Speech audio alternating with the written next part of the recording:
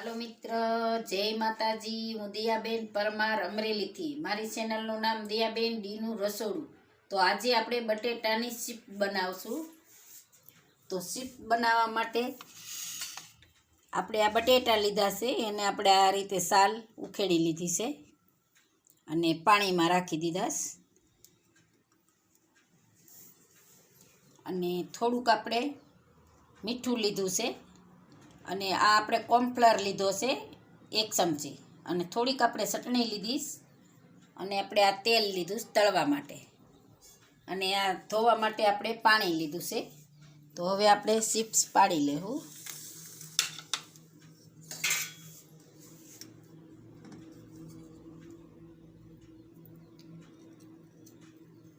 તો આ રીતના બટેટા હોય એને આપણે આવી રીતે આમ લાંબા લાંબા આ રીતે કરી લઈશું એટલે ચિપ્સ સરસ બને આપણી। આ રીતે આપણે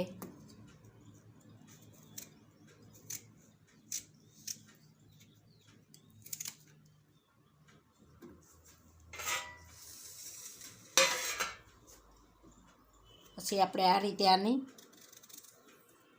આમ પાડી લેવાની છે। જો આ રીતે પાડવાની છે બધી।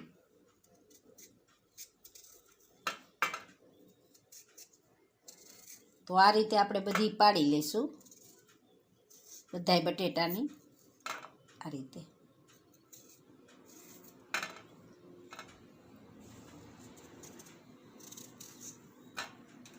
જો આ રીતે આપણે બધી પાડી લઈશું।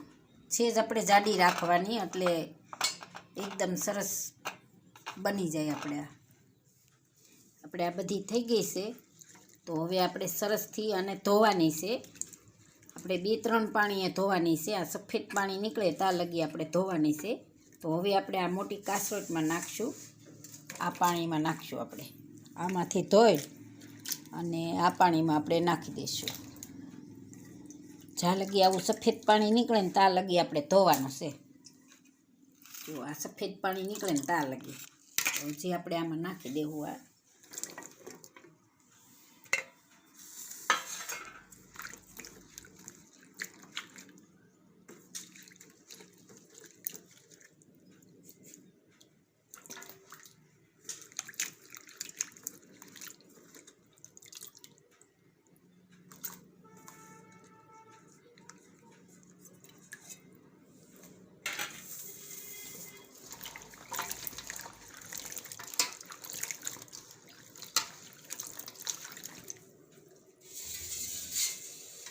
હવે આપણે આ પાણીમાં નાખશું। આપણે 3-4 પાણીએ આપણે ધોવાની છે, એકદમ સફેદ પાણી થઈ જાય ને ત્યાં લગી એકદમ ચોખ્ખું પાણી થવું જોઈએ।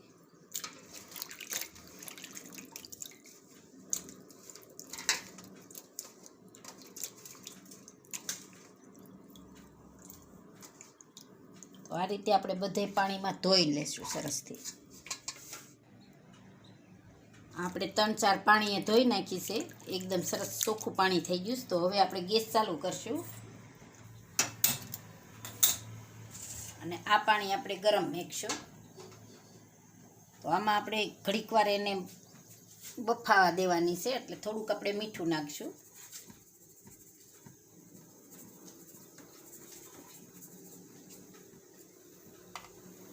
થોડુંક હતપ પાણી થાય ને એટલે આપણે એમાં નાખી દઈશું। સેજ આપણે એને બાફવાની છે, બહુ નહીં। તો પાણીને આપણે ગરમ થવા દઈશું। તો આપણે સેજ ગરમ પાણી થઈ તો હવે આપણે આ એમાં નાખી દઈશું।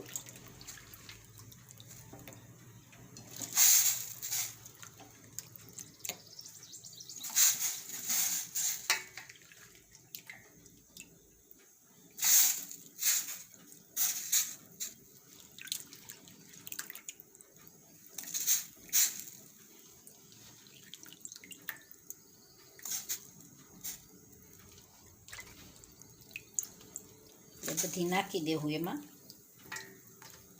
અને પછી આપણે આને નીચે ઉપર કરશું।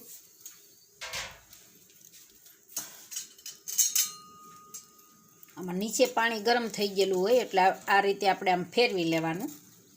આમ આ રીતે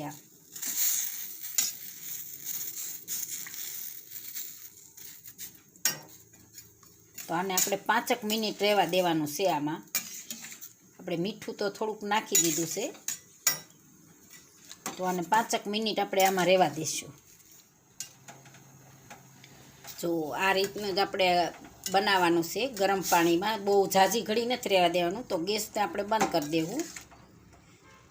અને આ રીતે આપણે ફેરવીને કરી લેવાની. જો આ રીતે આમ વળે ને એવી રીતે આમ.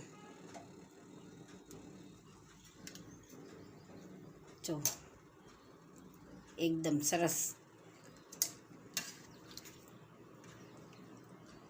તો હવે આપણે આને કાઢી લઈશું.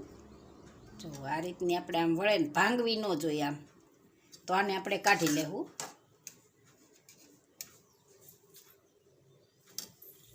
આપણે ગેસ બંધ કરી દીધો ને આને કાઢી લઈશું આમાં. પછી આપણે આને સૂકવી દેવાની છે. 5-10 મિનિટ આપણે સૂકવવાની છે આને.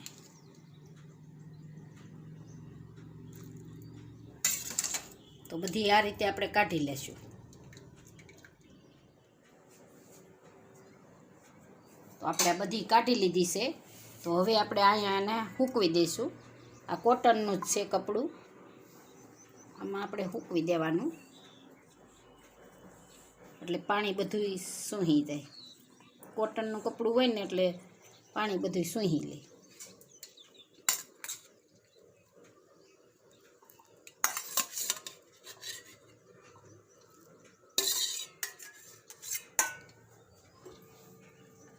પગથી કરી નાખીએ આમ.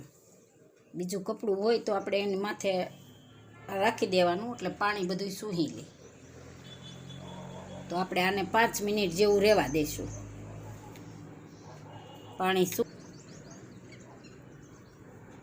તો આપણે 5 મિનિટ આને રહેવા દેવું. પાણી સુકાઈ જાય ત્યાં લગી આપણે આને રાખીશું. તો આપણે એકદમ સરસ કોરી થઈ ગઈ છે. તો આપણે આ વાસણમાં લઈ લેવું, ઠલવી લઈશું. આમાં એકદમ કોરી થઈ ગઈ છે. તો આમાં આપણે ભરી લેવું. તો આ રીતે આપણે થઈ ગઈ છે, એકદમ ઝપક જેવી થઈ ગઈ. તો હવે આપણે આમાં લોટ નાખી દેવું.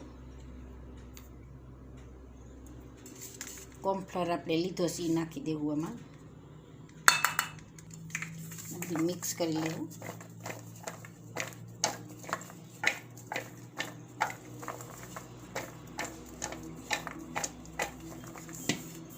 આ રીતે એક કરીને અને લોટ નાખીને અને ફ્રીઝરમાં તમે રાખી શકો.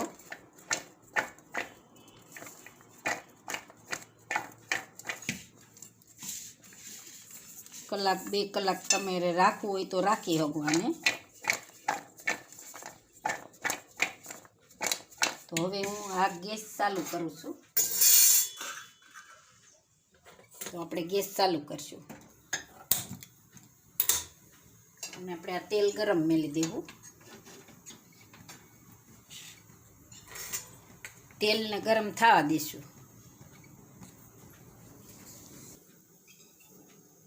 તો આપણે તેલ ગરમ થઈ ગયું છે અને આ જો આ રીતે કોરી થઈ ગઈ છે એકદમ સરસ. તો આપણે એક નાખી જોઈએ.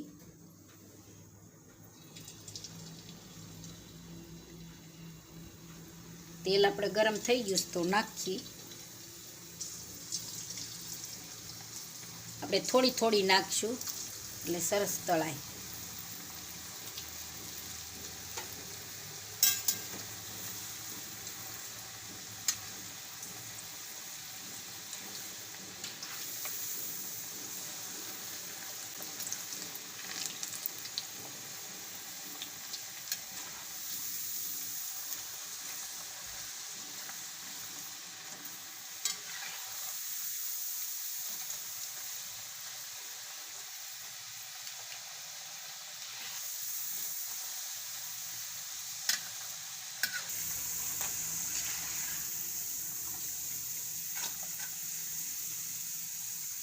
જો આ રીતે કડક અસલ થઈ ગઈ છે.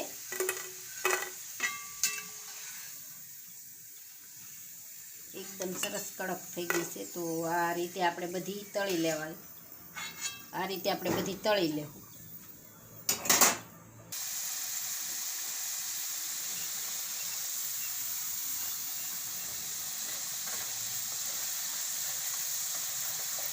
તો આપણે બધી તળાઈ ગઈ છે. તો હવે આપણે આ બધી એકવાર હજી એમાં નાખી દેવું. બધી પાછી એમાં નાખી દેવું.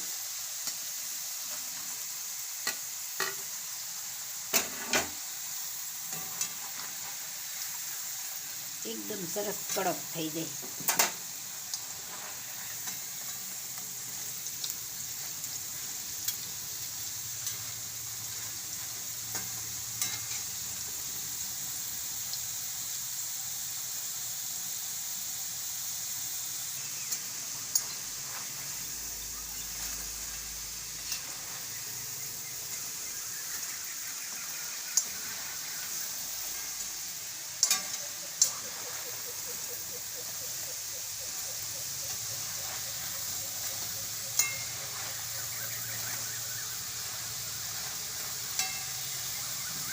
હવે આપણે ગેસને બંધ કરી દેવું અને બધી ચિપ્સ કાઢી લેવું.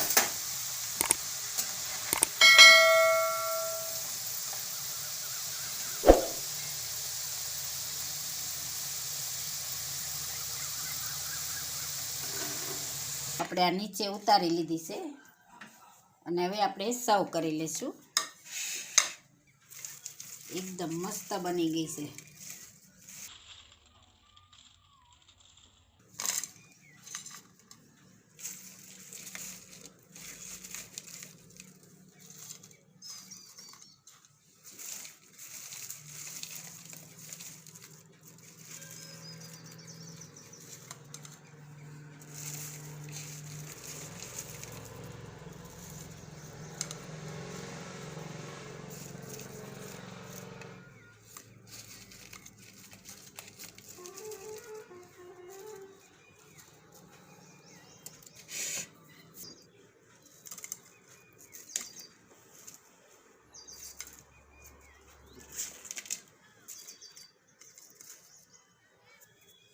બની ગઈ એકદમ મસ્ત. અને આપણે આ ટમેટા સોસ થોડીક આપણે ચટણી નાખશું.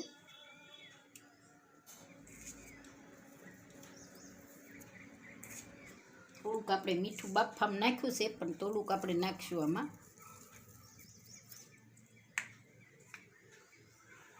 અને થોડુંક આપણે કોથમીર નાખશું.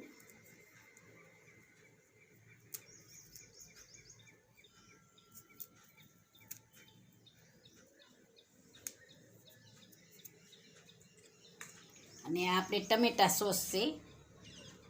તો એકદમ મસ્ત આ રીતે આપણે